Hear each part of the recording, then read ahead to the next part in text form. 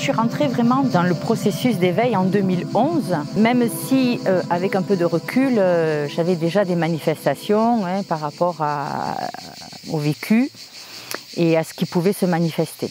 Donc j'ai la clairvoyance qui s'est manifestée la première fois à l'âge de 11 ans et demi, lors du décès de mon papa. Là, j'avais reçu l'information qu'il nous quittait, qu'il s'en allait. Ensuite, j'ai fait un parcours dans le médical qui m'a permis de ressentir des choses un peu bizarres à ce moment-là, que je ne comprenais pas. Je n'avais pas compris que je communiquais avec les âmes, en fait, qui s'en allaient. Et puis, de fil à l'aiguille, j'ai changé de travail. Donc, je suis devenue d'aide-soignante, je suis passée dans le bien-être. Et c'est en fait dans le bien-être, à travers le toucher, qu'il y a eu d'autres manifestations. Parce que il faut savoir que dès l'instant où ça s'est manifesté, donc à l'âge de 11 ans et demi, jusqu'à cette période où j'ai décidé de changer de travail, je faisais un refus un petit peu de ces manifestations, de tout ce que je pouvais ressentir. Et ce qu'il y a, c'est que des fois, il m'arrivait de ressentir et d'avoir des flashs, des visions que je pouvais voir, mais des choses qui étaient loin de moi, qui n'étaient pas proprement à moi ou en lien avec ma famille, pas uniquement. Ça pouvait être aussi des visions de catastrophes qui pouvaient arriver dans d'autres pays, mais sans vraiment le savoir à ce moment-là. Et quand ces vagues d'informations arrivaient, créaient en moi énormément d'angoisse. Et donc, j'étais persuadée que j'étais dans des phases un peu de dépression. Voilà. En fait, je luttais contre ces informations parce qu'à un moment donné, j'avais décidé de ne plus les recevoir parce que je n'arrivais pas à les gérer. On se dit hypersensible, pourquoi ? Parce que toutes ces informations qui nous arrivent, qu'on pourrait dire qui nous arrivent de l'extérieur, mais en fait, elles nous arrivent de l'intérieur. Comme on ne sait pas, on est coupé un petit peu de cette connaissance, ça crée un déséquilibre, un désordre à l'intérieur de nous et ça nous fait rentrer dans des états émotionnels qui peuvent être très, très perturbants. Donc c'est quand j'ai commencé à être masseuse où j'ai fait ma première expérience à travers le toucher, justement, où j'ai absorbé des énergies qui étaient, je dois dire, assez violentes à ce moment-là, parce que j'ai quand même fait un sacré recul contre des portes-fenêtres qui étaient juste derrière moi. Je me suis mis à transpirer, mais j'étais rouge écarlate, j'avais le feu qui... Mais bon, je ne savais pas ce qui s'était passé à ce moment-là. Je regardais un petit peu autour de moi si tout le monde était dans le même état. Bon, visiblement, il n'y a que moi, mais je n'ai rien dit. Je préférais me le garder. Et c'est que le lendemain où la personne que j'avais massée m'a dit « Mais Michel, je ne sais pas ce que tu m'as fait. Je suis insomniaque, j'ai dormi toute la nuit, je fais des crises d'épilepsie. Là, cette nuit, je n'en ai pas du tout faite. Et elle me dit « Je suis vraiment dans un état de coton, de bien-être. » Elle me dit « Qu'est-ce qui s'est passé ?» Je me suis gardée de dire que j'avais absorbé un truc que je ne savais pas ce que c'était et c'était certainement ça qui avait fait qu'elle avait un mieux-être. Et en fait, dans cette conversation, il y a un prof qui avait perçu, je pense, certaines choses et qui m'a interpellée. Il m'a dit « Mais Michel, tu le sais pas ?» J'ai dit « Tu le fais exprès, tu le sais pas ?» J'ai dit « Mais savoir quoi ?» Il me dit « Tu es une guérisseuse. » Alors évidemment, quand il m'a dit ça, moi qui viens du médical, une guérisseuse, j'ai dit « Oula !» J'ai dit « On va sur un terrain miné quand même, parce que bon, la guérison, on l'attribue au médical. » Il me dit « Tu vas devoir l'accepter parce que ça va se retourner contre toi. » Alors évidemment, à ce moment-là, quand il m'a dit se retourner contre moi, j'ai dit « Ben ouais, mais alors, pourquoi avoir ce don-là ?» Puisqu'on me parlait de don à l'époque. Et en fait, après, je suis partie en saison. Et là, je me suis rendu compte que dès que je croisais les personnes, j'avais des flashs. Donc ma médiumnité, ma clairvoyance se remanifestait de nouveau, puisque je l'avais mis un peu en veille. Et ça venait par flash, comme ça, de façon brutale. Dès que je touchais, je comprenais ce que c'était les énergies. Pourquoi je les sentais là et pourquoi je ne les sentais pas en haut. Pourquoi il y avait... Et je voyais, en fait, progressivement l'histoire de la personne à travers le corps, quoi. Donc oui, ça a été une période assez déstabilisante parce que j'ai été hyper fatiguée, puisque je ne savais pas quoi en faire de tout ça. Donc j'étais très très fatiguée. D'ailleurs, j'ai fini la saison, j'avais plein d'herpès qui venaient autour de la bouche. Donc effectivement, là, j'ai commencé à comprendre ce qu'il a voulu dire, ça va se retourner contre toi. C'est pas que c'est l'énergie qui se retourne contre nous, c'est juste que l'intensité du travail de l'énergie va nous obliger, nous, à devoir sortir de nos zones de confort et faire sortir justement cette lumière qui est en nous, de son abîme, et qui va créer des turbulences. Et tant qu'on n'a pas compris le fonctionnement, effectivement, ça crée des turbulences. Donc je suis revenue en France et à mon nouveau poste, rebelote, je me suis retrouvée avec ces visions qui apparaissaient, ces ressentis, et beaucoup le ressenti. Et donc là, à un moment donné, j'ai dit, bon, ok, il va bien falloir que j'en fasse quelque chose. Et donc, j'ai fait un petit peu mes recherches, sans trop savoir quoi, sans trop savoir comment. Et puis, je suis tombée sur le Reiki. Donc, j'ai un petit peu regardé le Reiki. Et c'est vrai que c'était toujours dans la notion du bien-être, d'apporter un confort chez les gens. Et moi, c'était ma priorité, en fait. Et c'est au 2e degré de Reiki où j'ai senti quelque chose qui me poussait. Et je ne savais pas l'expliquer. Je voyais, à l'intérieur de moi, j'avais une image comme une espèce d'une écorce terrestre. Et à l'intérieur, un feu, enfin, un peu comme une lave d'un volcan, j'ai envie de dire, mais ce n'était pas la même fusion. Voilà, le volcan, la lave du volcan détruit tout sur le passage. Et là, je savais que c'était quelque chose de beaucoup plus lumineux, qu'il n'y avait pas cette notion de destruction. Mais j'ai dit, c'est bien beau, je vois cette image, mais j'en fais quoi? Et en fait, c'est au 2e degré de Reiki que la personne qui m'a initiée donc au 2e degré m'a parlé d'une chamane. Il était son collaborateur. Et m'a parlé d'une chamane, et il me dit, écoute, va sur son site, et puis ça va peut-être t'interpeller. Mais effectivement, ça a fait écho en moi à ce moment-là, parce qu'il y avait toujours cette notion de, on ne dit pas de guérir, mais vraiment d'accompagner une personne, de libérer la personne, en fait, de libérer de ses souffrances. Voilà, c'était toujours dans une notion de bien-être, de mieux-être. Voilà, donc c'est pour ça que je me dis que si je suis passée par la case médicale au départ, en tant qu'aide-soignante, c'était pas un hasard. Mais c'est vrai qu'en recevant cet enseignement, donc je me suis engagée dans cet enseignement, et l'engagement a commencé donc en 2011. Et elle, c'est une femme médecine. Donc effectivement, on allait dans notre abîme, on allait nettoyer un petit peu nos mémoires et tout ça. Donc progressivement, ça a réveillé donc, des mémoires, ça a nettoyé. On nettoie le canal, parce que quel que soit le nom qu'on se donne, thérapeute, chaman, il faut comprendre que nous sommes un canal. C'est un peu le principe d'un diamant ou d'un cristal à plusieurs facettes. Et le cristal ressemble, ces facettes, c'est un peu comme vos fenêtres à la maison. Si vous laissez la pluie, la poussière s'accumuler sur vos fenêtres, au bout d'un moment, la lumière du jour va passer, mais va être ternie. C'est ce qui se passe dans notre image du cristal que nous sommes.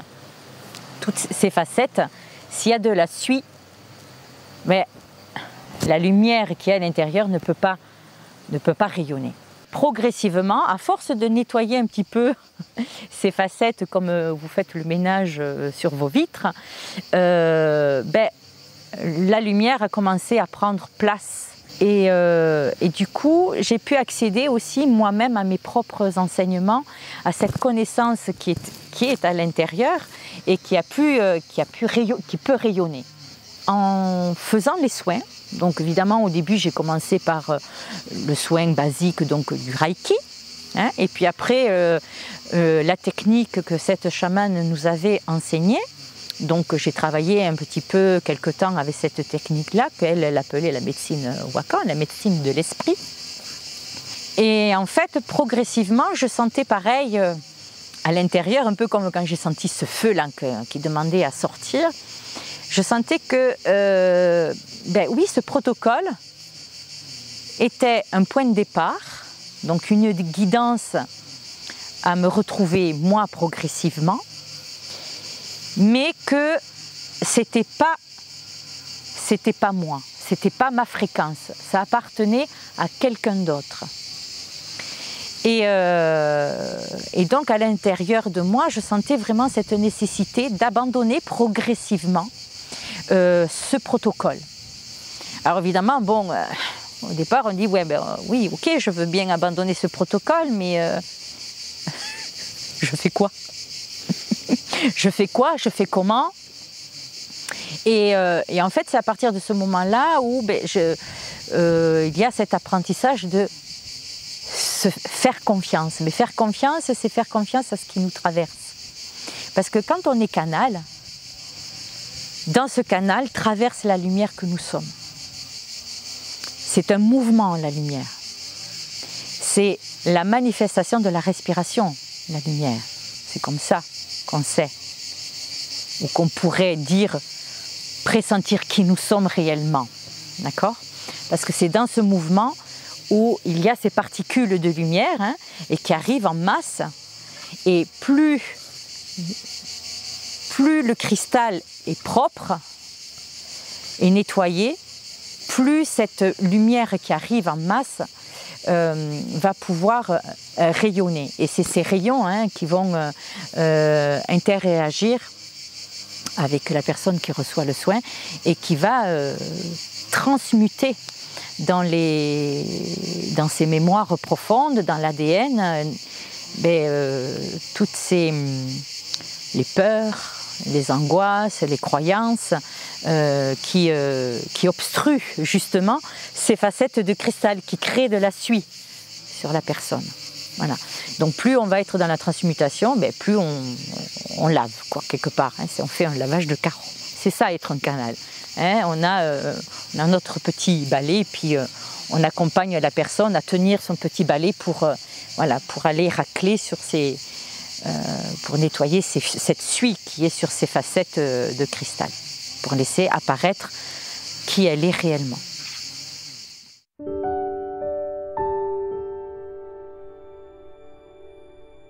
Oui, ça peut passer au-delà de cette dimension mentale. Alors, généralement, la personne, quand elle fait une démarche, des fois elle sait pourquoi elle fait la démarche, parce qu'elle sent en elle qu'il y a des blocages, ou des fois elle ne sait pas vraiment, mais elle sait qu'il faut qu'elle fasse.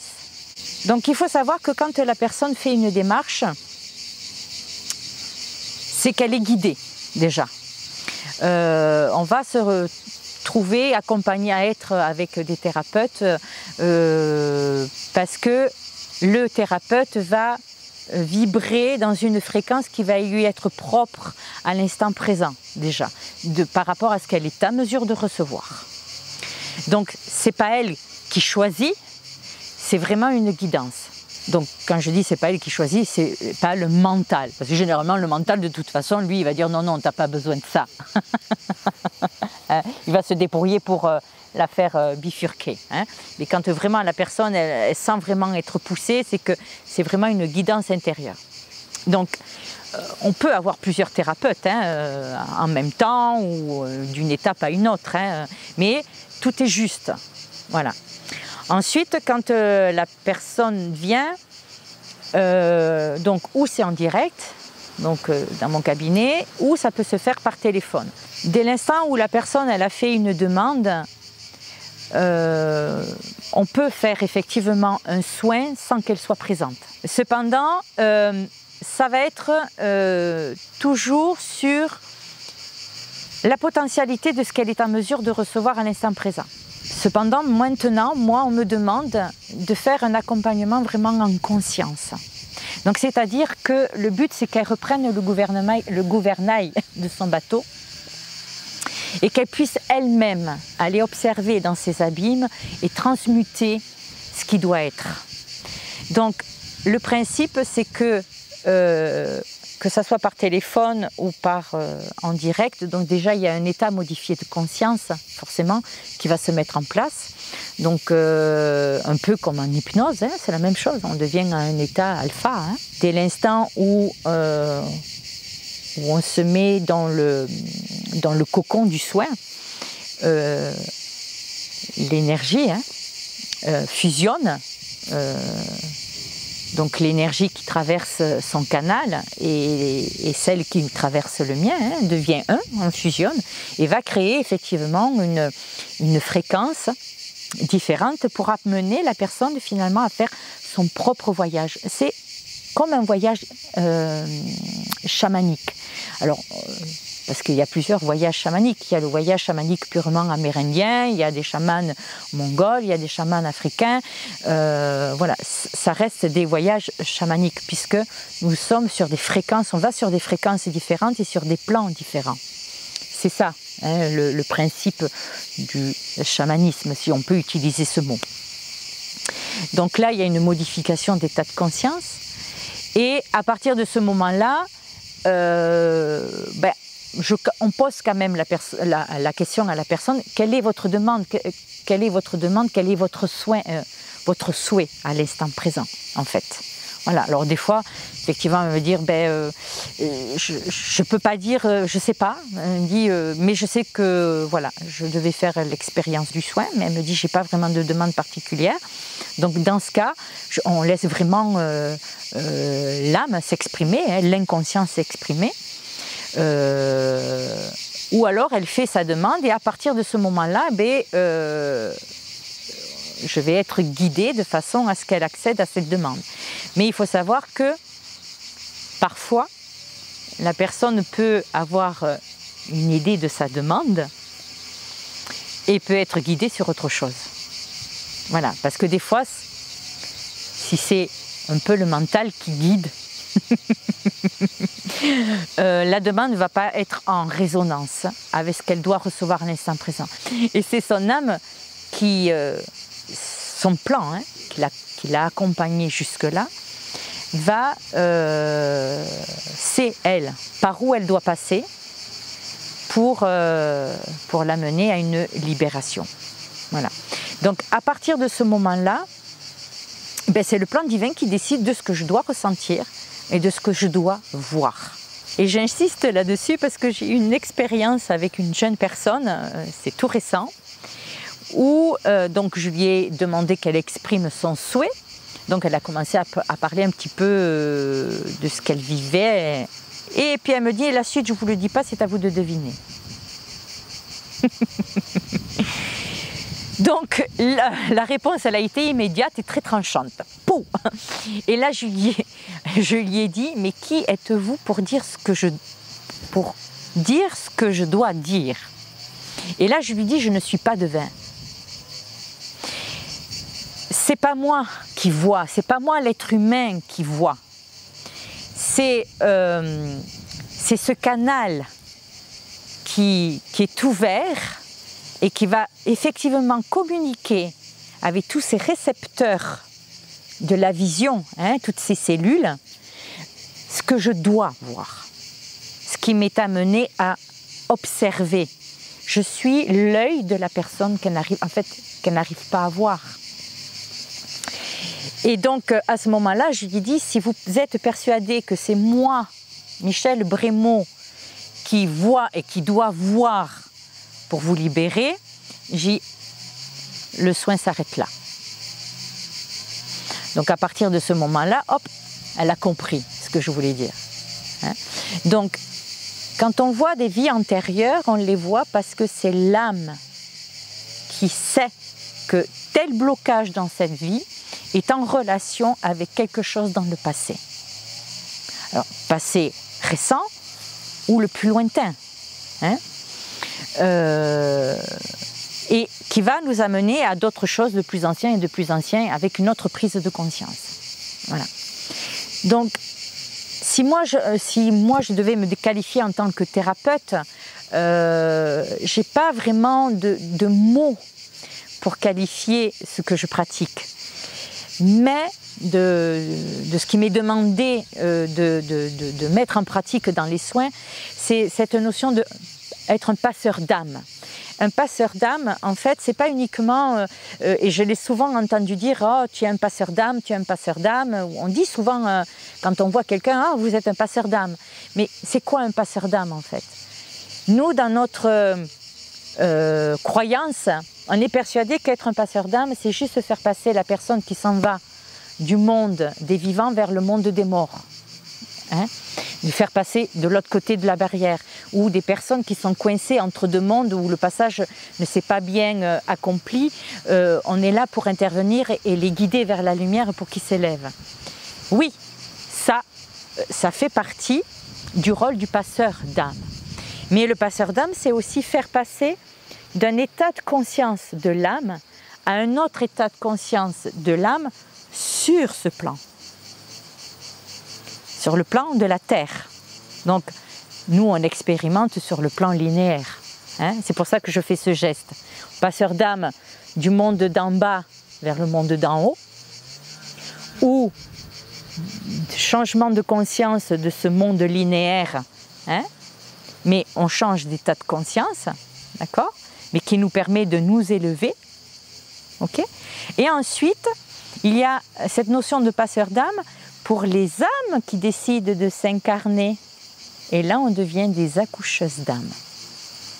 Mais c'est des passeurs d'âme. Donc, c'est-à-dire que les personnes qui souhaitent s'incarner, donc on peut accompagner, et c'est l'expérience que j'ai pu avoir, une merveilleuse expérience que j'ai pu avoir au mois de janvier, où j'ai été appelée, c'était pas du tout programmé, mais alors pas du tout.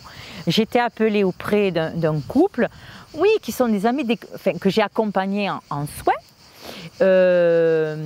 où il y a eu un lien particulier, mais on n'a pas vraiment entretenu de façon très approfondie des liens très amicaux, hein.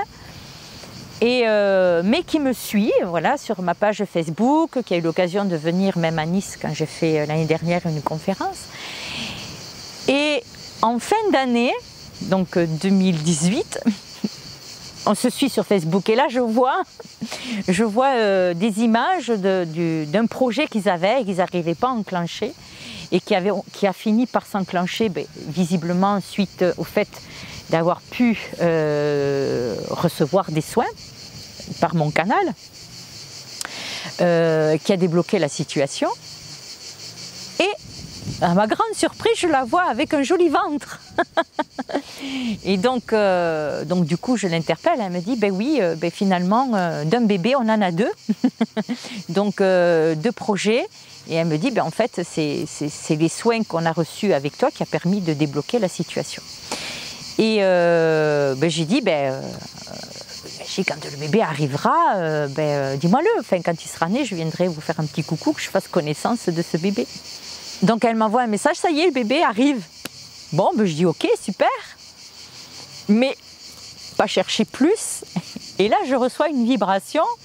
On me dit, si, il faut que tu interviennes. Je ressentais qu'il fallait que j'intervienne sur cette âme. Donc un peu à distance, donc je me suis connectée à la maman, donc j'ai commencé effectivement à recevoir des informations, mais pour accompagner aussi la maman, hein, pour que ce soit plus fluide, plus facile. Bon, elle n'était pas à sa première grossesse, mais bon. Donc je vais un peu aux nouvelles, et puis là le papa il me dit non, le travail a du mal à se faire. Et elle est très fatiguée, on pense qu'on va déclencher, on pense déclencher l'accouchement parce qu'elle faisait de l'hypertension en plus. Et là on me dit, il ne faut surtout pas qu'elle déclenche. Alors je contacte le papa, je dis, si vous pouvez éviter le déclenchement des processus de contraction, hein, ça serait bien, mais il n'a pas pu avoir le message, il avait laissé le téléphone dans la chambre et entre-temps, elle avait été mise en salle de travail. Donc, il n'avait pas eu le message.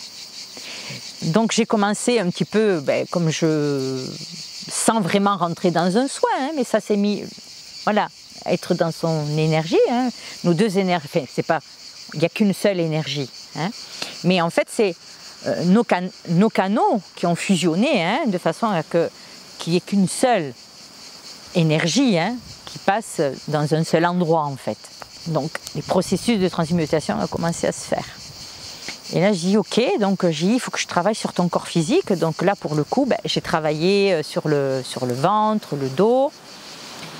Et au fur et à mesure, je sentais, même elle sentait à l'intérieur qu'il y avait plein de trucs qui s'ouvraient. Puis bon, évidemment, du fait que l'accouchement, les contractions ont été déclenchées, et forcément, ça a commencé, les contractions ont commencé à arriver. Et en fait, moi, je vivais comme elle, les contractions, et je les transmutais en même temps, en fait. Hein, c'est immédiat. Donc, je les ressentais, mais pas avec la même intensité qu'elle, elle pouvait le recevoir dans son corps physique. Hein. Je ressentais la fréquence, on va dire, la vibration. Et je transmutais. Et en fait, j'ai été poussée à me dépêcher d'y aller justement pour que ça soit moins douloureux pour elle, parce qu'elle avait décidé de faire un accouchement sans césarienne.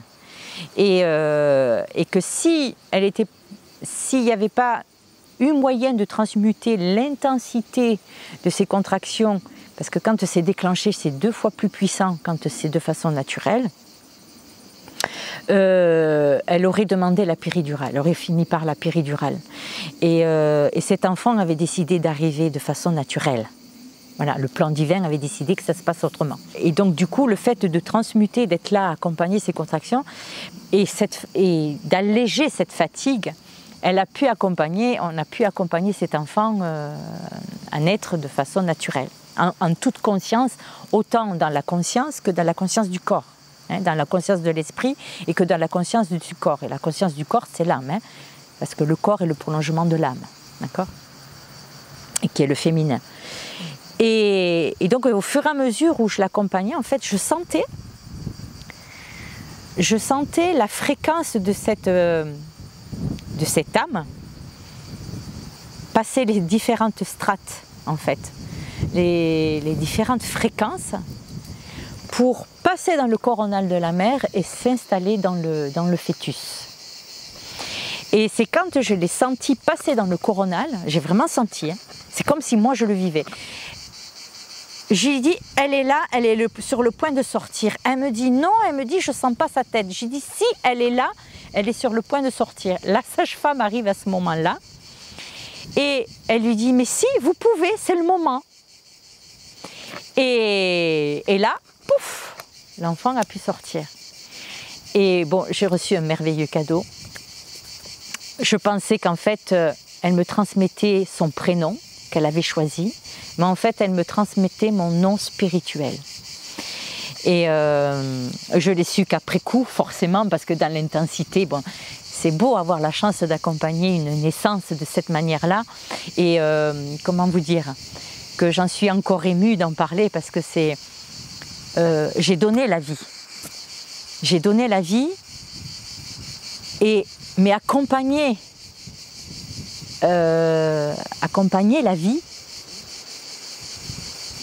Et là, je me dis, si on avait si on avait une autre évolution de conscience, je pense que on va arriver à ça, hein, où on va permettre justement des accoucheuses d'âme, des personnes accompagner l'accouchement. Et on devrait en arriver là, qu'il y ait une ouverture dans les maternités. Bon, ça s'ouvre progressivement, où il y a des différentes techniques, où c'est la maman qui va choisir comment elle va accoucher. Hein. Voilà, qu'elle peut accoucher dans l'eau, elle peut accoucher dans des positions qu'elle décide la meilleure possible pour elle. Mais aujourd'hui, l'évolution va faire qu'il serait intéressant qu'il y ait des personnes, des accoucheuses d'âme, puissent accompagner justement les mamans dans ce processus pour permettre à l'âme qui arrive de ne pas se trimballer les casseroles des parents, parce que progressivement, la maman m'a partagé ce ressenti quand elle voit sa fille. Elle me dit, mais j'ai vraiment l'impression que tu as transmuté des casseroles qui m'appartenaient, qui nous tenaient liés un petit peu, qui faisaient résonance avec elle, hein, forcément. Et Effectivement, c'est ça en fait. En nettoyant son canal, ça a permis, elle, d'arriver dans un autre état de conscience. Donc je parle de l'enfant, hein, dans un autre état de conscience qui va lui permettre du coup de garder cette ouverture de ce pourquoi elle est venue ici. Et je sais que mon évolution m'amène à ça aussi aujourd'hui. Pas uniquement en tant que, faire des soins, oui, individuels, mais faire aussi des soins en groupe, donc faire des ateliers, puisque chacun interréagit, j'ai du mal avec ce mot, interréagit, puisque nous sommes multidimensionnels. Et la multidimension, c'est... en fait, nous sommes un océan de lumière. Un océan de lumière, on va prendre l'exemple, l'océan, hein, la mer. Donc cet océan, la mer, elle est constituée de particules d'eau. Hein, et avant d'être la mer, elle était une particule d'eau. Hein, et c'est quand elle tombe, hein, elle redescend, elle change de fréquence, qu'elle va pouvoir expérimenter l'unité, donc la mer, l'océan, l'unité, puisqu'elle va se fondre avec les autres particules d'eau. Et c'est ce que nous sommes, des particules de lumière, des atomes. Alors je ne vais pas rentrer dans l'explication de la physique quantique. Il y a quelqu'un qui l'explique très bien, Nassim Haramein, si on peut citer un nom, hein, un physicien quantique extraordinaire. J'ai assisté à une de ses conférences et je trouvais génial. Il a ouvert beaucoup de clés, hein, ce jour-là. Je décris la conscience dans ce papier comme quelque chose qui est en interaction avec notre corps, pas quelque chose qui est créé par notre corps. Vous savez? Et c'est l'information qui est présente dans l'espace-temps, dans la structure de l'espace, qui est en interaction avec notre corps, qui fait qu'on a la capacité de penser, la capacité de s'observer soi-même. Il y a deux façons d'approcher la conscience. Le concept qui est typique, que la conscience est un phénomène qui se passe à l'intérieur de notre corps, et maintenant le concept que la conscience, c'est quelque chose que notre corps est en relation avec. Et je voulais vous parler de ça aujourd'hui, parce que ça change votre optique de qui vous êtes. Et on a écrit ce papier en démontrant physiquement comment comment l'information interagit avec vos neurones et vos structures cellulaires pour capter l'information et envoyer de l'information. On décrit la conscience et on décrit l'humain, donc plus comme une antenne en relation avec un champ d'information, un transmetteur et un récepteur. Et donc, qu'il y a de l'information qui sort et qu'il y a de l'information qui rentre. Et que c'est un effet de résonance qui capte l'information littéralement comme une radio. Hein? Où on met un cristal en résonance et on obtient une entrée de données qui est une station spécifique avec le petit bouton qu'on tourne. Vous savez? Vous vous souvenez des vieilles radios, là? Hein? Et ils n'existent plus beaucoup, mais ils sont toujours là, ici et là. Et quand le cristal, il oscille à une fréquence, il capte une radio. Quand il oscille à une autre fréquence, il capte une autre station. Mais quand il est entre les deux, ou près d'une station, pas tout à fait à la bonne vibration, il y a beaucoup de bruit, il y a beaucoup de... On n'entend pas très bien. Il y a beaucoup... Right? Ben dans cette analogie, votre antenne à l'univers, elle est le bouton qui la met en résonance, ou hors de résonance à une radio, une station spécifique, c'est votre état d'émotion. Parce que votre état d'émotion dicte vos systèmes bio, la fréquence du cœur, la fréquence des fluides qui passent dans le cerveau, et de la façon que votre système biologique fonctionne change dramatiquement dépendant de votre état émotionnel. Donc, de cet océan de lumière que nous sommes, eh bien, ces petites particules se détachent, se détachent.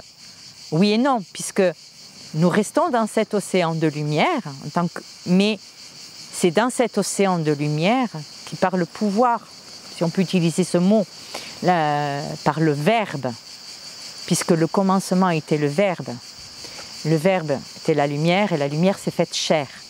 Donc c'est le verbe, donc la pensée, qui a créé la matière. Mais on est toujours dans l'océan de lumière. Mais on expérimente comme une goutte d'eau, en goutte d'eau, de façon individuelle. Mais on est toujours un. Donc, qu'est-ce qui fait que... C'est quoi la multidimensionnalité? C'est en fait, c'est la fréquence que nous allons émettre, que nous allons émettre par rapport à ce que nous expérimentons à l'instant présent. Mais vous êtes moi, je suis vous.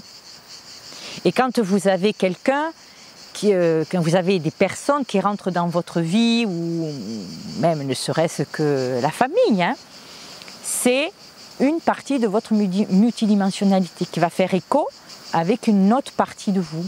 Ce n'est ni plus ni moins la multidimensionnalité que nous sommes dans l'atome que nous expérimentons, dans le corps que nous expérimentons à l'instant présent. Donc, une partie de nous qu'on n'arrive pas à voir. Et c'est l'autre qui nous permet de nous rappeler qu'à l'intérieur, c'est ni plus ni moins moi que je vois en face. Alors si on voit quelqu'un de lumineux, c'est génial. On sait qu'on a une partie très lumineuse. Dieu merci. Mais c'est ça, la multidimensionnalité. Donc il faut comprendre que tous ces êtres qui gravitent autour de nous, c'est nous. Sur des fréquences différentes. Si on prend...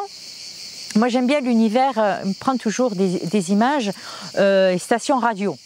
Si on prend énergie, vous habitez à Manosque, énergie, alors bon je ne sais pas, je ne connais pas la fréquence, mais on va en inventer une, 103.8 par exemple, et puis vous faites 15, 20, 30 km, vous écoutez énergie dans votre voiture, et puis d'un seul coup ça brouille.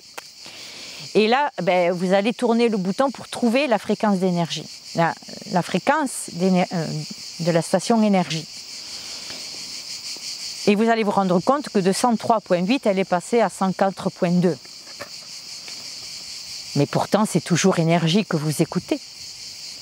Énergie est une entité, donc c'est une molécule ou un atome qui émet une fréquence, une vibration. Donc une vibration de station radio énergie, donc qui va se répercuter dans l'espace-temps. On ne parle pas de temps, mais l'espace-temps. Donc comme quand on jette un caillou dans un lac, et ce caillou émet des ondes, mais il met la même onde. D'accord? Et on peut voir que le rond grandit et s'éloigne au fur et à mesure. Il répand son onde. Voilà. Et donc, imaginez toutes ces molécules qui répandent ces ondes. Voilà. Et c'est ça la multidimensionnalité. Parce que entre ces ondes s'entrecroisent, il y a d'autres entités qui se créent, émises par l'onde de la pensée, le pouvoir de la pensée, le verbe. Donc le changement d'état de conscience intervient dès l'instant où on est allé observer nos propres peurs, nos propres croyances, nos propres blocages. Le moyen d'accéder à ces blocages, à ces peurs, c'est d'être dans l'observation. D'accord ? Déjà, c'est imaginer qu'on sort de ce corps, puisque de toute façon, on n'est pas ce corps, on n'est que le prolongement d'une molécule, hein, d'accord ? Le prolongement d'une pensée. Donc, on imagine on sort de ce corps et puis on se met à observer ce corps et ce qui se passe à l'intérieur de ce corps. Donc, on prend le temps de se dire, ah, bon, là, il y avait une vague, une angoisse, hein, par exemple. Là, d'un seul coup, on se sent un petit peu barbouillé dans l'estomac, il y a un truc qui monte. Là. Bon, on sait que c'est pas très sympa, hein, ça nous plombe un peu, on a peut-être même envie d'aller se coucher, non, hein, se mettre sous la couette. Et donc, notre mécanisme, nous, c'est que on fait rentrer cette émotion et puis, comme elle nous fait peur, on ne sait pas quoi en faire, hein, parce qu'on n'a pas les mécanismes, on l'enferme dans un placard. Hein, parce qu'il faut savoir que le corps, c'est le temple de l'âme. Donc c'est une maison, hein, c'est un habitat. D'accord ? Un habitat ou un habitacle, comme la voiture. Okay ? Donc quand vous avez des problèmes de mécanique avec votre voiture, observez votre voiture, vous allez pouvoir comprendre qu'il se passe quelque chose à l'intérieur de votre habitacle, à vous. D'accord ? Nous, on a l'habitude d'enfouir donc toutes ces vagues-là qui viennent. Okay ? Mais ces vagues de peur, d'angoisse, c'est la lumière qui se manifeste. Parce qu'il n'y a qu'une seule et même énergie, faite de particules de lumière. Il n'y a que ça. Ce qu'il y a, c'est que dans l'instant où nous avons décidé d'expérimenter la séparation, cette lumière est descendue dans l'abîme. D'accord ? Nous avons créé l'abîme. D'accord ? Qui dit abîme dit habit. Donc cette particule de lumière a accepté de vêtir un habit qui va porter le mot angoisse ou peur. Alors peur de ceci, peur de cela, elle va avoir plusieurs identités. D'accord ? Quand cette vague se manifeste, c'est pas la peur. L'angoisse n'est qu'une est une conséquence de la peur. D'accord ? Donc s'il y a une angoisse, ça veut dire que c'est une peur qui s'est manifestée. Donc quand il y a ça qui vient, en fait, qui se manifeste, c'est pas la peur qui se manifeste, mais la lumière. Et là, elle vient nous rappeler qu'elle est juste prisonnière dans un habitacle qui s'appelle peur de quelque chose, d'accord ? Et qu'elle demande à être libérée. Qu'on arrive à identifier la peur, le blocage, ça n'a pas d'importance. C'est juste accueillir la vibration, la création, la fréquence, la vibration. Et accueillir, c'est quoi ? Accueillir, c'est, on va prendre l'exemple, vous invitez des amis à la maison, et donc quand ils viennent de frapper à la porte, hein, vous ouvrez la porte, vous les accueillez, hein, vous observez, salut, comment tu vas, patati patata, vous partagez un moment super sympa ensemble, et c'est une notion vraiment de partage. Hein. Et vient le moment où ces amis, c'est l'heure de partir. Qu'est-ce qu'on fait dans ces cas-là ? On les accompagne vers la sortie. D'accord ? Ils vont partir avec un autre état de conscience, puisque vous avez eu joie de partager quelque chose ensemble. Donc il y a quelque chose déjà qui s'est transmuté. Quoi ? On s'en fiche. Mais on sait que quand on sort, on a passé une bonne journée, c'était génial, ouais, c'était... Hein ? L'amour et la joie s'est manifesté. Donc il y a eu processus. En tout cas, il y a mise en place d'un processus d'élévation d'un état de conscience à un autre. Mais nous, ce que nous avons l'habitude, c'est ça, accueillir. Mais nous, ce que nous avons l'habitude de faire, c'est j'accueille, ok, j'ouvre la porte, mais je le garde. Et je l'enferme dans un placard. Hein? Alors j'imagine que vous n'enfermez pas votre ami ou vos amis dans un placard pour les garder près de vous. Non, non, non, tu restes avec moi. Hein? Voilà. Mais pourtant, c'est ce que nous faisons. Et c'est ce que nous faisons quand même dans nos relations. Hein? Quand on relations amicales ou sentimentales, hein, on est toujours dans « je t'accueille, mais je veux te garder ». Et c'est ce que nous faisons avec nos émotions, avec ces peurs et ces angoisses. D'accord ? Donc, dès l'instant où on reconnaît « ok, ça c'est négatif, mais je l'accueille ». Et en l'accueillant, bien sûr, il ne faut pas le faire avec que la tête, qu'avec le mental. Nous avons besoin de descendre ici dans le cœur, parce que c'est ici que la source amour peut fusionner avec son féminin et son masculin. Hein. La source amour, c'est l'union du masculin et du féminin. Donc on fait descendre l'esprit, hein, on le ramène et on fait monter le féminin. Hein, les polarités, donc énergie électrique, énergie magnétique, qui devient une énergie électromagnétique. Je vais ouvrir juste une parenthèse pour toutes les personnes qui se disent « je suis un magnétiseur », ils n'accueillent que le principe féminin en eux et pas le masculin. Oui, il y a des choses qui vont se passer, mais ils ne seront pas dans une totale transmutation des égrégores. Voilà. Donc, quand on se reconnaît en tant que thérapeute, on se reconnaît en tant que thérapeute électromagnétiseur. Hein, on reconnaît en nous le principe masculin et féminin. Ça, c'est hyper important pour évoluer, pour continuer à grandir en tant que guide, hein, accompagnateur hein, ou thérapeute, peu importe le nom que se donne. D'accord ? Et je referme la parenthèse. Donc il est important de se centrer dans le cœur. Donc on peut imaginer qu'on va dans son cœur physique, hein, mais en rentrant dans son cœur physique, on entre dans nos différents cœurs multidimensionnels. Hein. On parle de corps subtil, d'accord ? Donc le corps subtil, c'est le cœur aussi, hein, c'est corps subtil. Donc on va rentrer dans le corps émotionnel et ainsi de suite.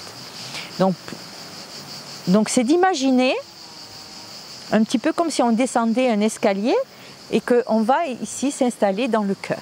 Et c'est dans ce cœur, on prend le temps de l'écouter d'abord, d'écouter son rythme, sa fréquence, les sensations qu'il peut créer dans votre corps physique. Et qu'est-ce qu'il manifeste en plus? Et la manifestation, c'est l'inspire et l'expire. L'inspire et l'expire, c'est la manifestation de ce courant d'énergie électromagnétique qui passe comme ça. Hein? De haut en bas et de bas en haut. D'accord? C'est ce mouvement de ces particules de lumière. Hein? Ce mouvement, c'est un vide. D'ailleurs, si vous laissez l'inspire et l'expire se manifester, l'expire c'est un souffle, hein? C'est de l'air. Mais le l'air, on ne voit pas. Hein? Tout ce qu'il y a autour, bon oui, on voit de l'herbe, on va voir les racines de l'arbre. Petit passage coucou à grand-mère, à ma très chère grand-mère. Grand-mère nature. Oui, on voit, mais entre ces espaces-là, c'est du vide. Et pourtant, si on laisse nos mains, là on a du vent, on a la chance, on peut le ressentir, mais s'il n'y a pas de vent, il suffit de bouger juste un peu les mains pour sentir l'air. Et l'air, c'est quoi? C'est ces frottements de ces multitudes de molécules, de particules qui s'entrechoquent et qui vibrent entre elles. Cette lumière. Et donc c'est dans le souffle, dans l'inspire et l'expire, que vous allez guider votre lumière à transmuter en fait cette vague émotionnelle, hein, de peur, d'angoisse et tout ça, en disant, donc en se reconnectant à cette respiration naturelle, hein, on ne la guide pas, on la laisse se manifester toute seule, hein, d'accord ? Et on devient ce mouvement. On devient ce mouvement naturel. Et à partir de ce moment-là, on regarde cette angoisse. Alors, là ça prend du temps, hein, j'explique, mais ça va très vite. Hein.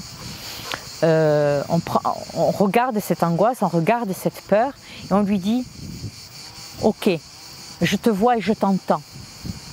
Hein, et je t'accueille. » Et tout ça se fait dans l'expire. Et dans l'expire, donc dans le souffle de lumière, vous dites « Tu as été créé à partir de la lumière, redeviens lumière. » Et là, on imagine qu'on rouvre la porte de notre habitacle et on la laisse sortir.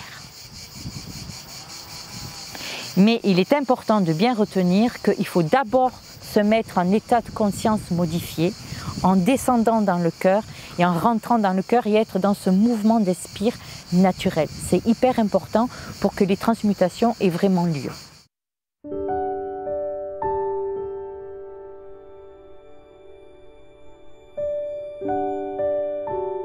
Aimez-vous les uns les autres. C'est-à-dire que quand vous regardez quelqu'un en face de vous, peu importe qu'il vous tape sur les nerfs ou pas, peu importe ce que vous détestez chez lui ou pas, n'oubliez pas que c'est vous, c'est votre multidimension. Donc dès l'instant où vous vous mettez à le détester, à le repousser, c'est vous-même que vous repoussez, que vous détestez. Donc vous rentrez de nouveau dans des cycles infernaux d'oppression, hein, d'enclume là, hein, ou retomber au fond de l'océan. Et je ne peux pas dire mieux que ça. Aimez-vous les uns et les autres et aimez même le bourreau des bourreaux. Parce que nous avons été ce bourreau des bourreaux et il est quelque part engrainé encore dans une fréquence, hein, même si elle est très lointaine, elle est toujours là. Et quand vous pensez à vraiment vous faire accompagner. Vous pouvez travailler seul avec vous-même, c'est sûr, mais n'hésitez pas à vous faire accompagner parce qu'il vient un moment donné où de toute façon l'ego voudra toujours prendre le dessus. Mais il n'est pas notre ennemi pour autant. Il est là aussi pour nous amener à aller plus loin dans l'abîme, à observer dans l'abîme. L'ego, c'est le corps mental et c'est nous qui l'avons conditionné. Hein? Donc, comme on décide de créer quelque chose, ça peut être un enfant, ça peut être un projet, quel que soit le projet, cet ego, c'est nous qui l'avons créé. D'accord ? Donc, il a besoin d'être rassuré parce que il a été habitué à avoir un tel rôle. Hein. Notre âme était son jouet, on va dire ça. Hein. Il a fait de notre âme ce qu'il a voulu, hein, de notre lumière, ce qu'il a voulu. C'est son jouet. Mais prenons un exemple concret. Un enfant, vous allez offrir un cadeau, par exemple à Noël, c'est le moment d'offrir les cadeaux. Et l'enfant, il est impatient hein, de découvrir son cadeau. Donc, il déballe son cadeau, donc il est heureux d'accueillir ce cadeau. Et puis, dans la foulée, vous décidez que vous lui reprenez son cadeau. Je vous laisse imaginer ce qui va se passer. Je pense que tout le monde va être d'accord avec moi. L'enfant va se mettre à pleurer, hurler et pas comprendre. Quand on commence à enlever le jouet à l'ego, il devient cet enfant où il se met à avoir peur. Qu'est-ce que je vais devenir? Qu'est-ce qui se passe? Et il va se mettre à surenchérir par des caprices. Hein.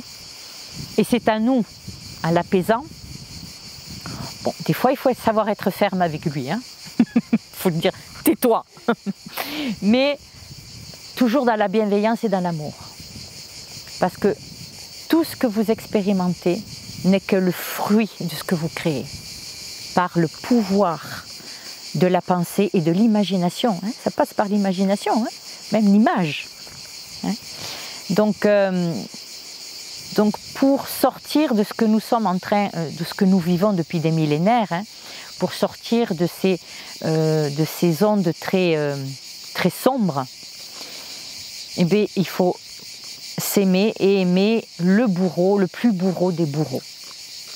Parce que on finit par lui faire baisser cette intensité et se libérer de la colère, hein, puisque c'est la colère qui permet de créer les peurs, hein, qui nous fait rentrer dans les peurs. D'accord ? Cette vibration, c'est le feu du volcan, hein, le feu de l'enfer. Voilà, d'accord ? On peut utiliser ce mot-là, hein, mais c'est nous qui le créons. D'accord ? C'est nous qui avons décidé d'être dans ces deux dimensions pour expérimenter la séparation, pour finalement se rendre compte qu'en fait, oui, nous étions bien une lumière, amour, et donc aujourd'hui, nous décidons de revenir vers cette lumière amour. Mais il y a des gens qui ont besoin d'être très, très accompagnés, et être très accompagné ne veut pas dire les obliger à changer, mais c'est de transmettre notre vibration d'amour. Et quand ils seront prêts, eh bien, ils la saisiront et ils feront leur propre chemin. C'est ça, être aussi un guide, pas uniquement un thérapeute. Ça peut être aussi à travers un mets culinaire, ça peut être à travers, en faisant le jardin. Il y a tellement de manières de transmettre l'amour et se le transmettre à soi-même. Voilà. Et donner, recevoir, donner, ça ne fait qu'un. Dès l'instant où vous donnez de l'amour, que vous savez que vous êtes quelqu'un pour donner de l'amour, vous le donnez parce que vous le recevez spontanément. Je vais vous prendre l'exemple. Vous recevez une gifle. Quel est notre réflexe? C'est de la redonner. Je donne, je reçois. Hein? Donc, l'univers me montre cet exemple pour montrer la rapidité en fait, pour montrer que cette action de recevoir l'amour qui traverse cette énergie, qui traverse ce canal, n'est pur amour, purement amour. D'accord? Dès l'instant où vous donnez et que vous n'avez pas conscience que vous recevez, que vous rejetez cet amour, quand vous donnez de l'amour, vous êtes dans la manipulation. Vous donnez dans la politesse, c'est-à-dire dans le conditionnement. Je donne, je suis gentille avec toi, je fais des courbettes parce que je veux que tu m'aimes. Or, quand on est vraiment dans cette unité, je reçois, je donne, je reçois, on est dans la gratitude. Gratitude, si on décompose le mot, il y a gratis, qui veut dire gratuit. Et il y a attitude, qui est une notion de comportement. Voilà, donc aimez-vous les uns les autres, dans la gratitude du tout. Donc du coup, je vais avoir besoin d'un fil conducteur.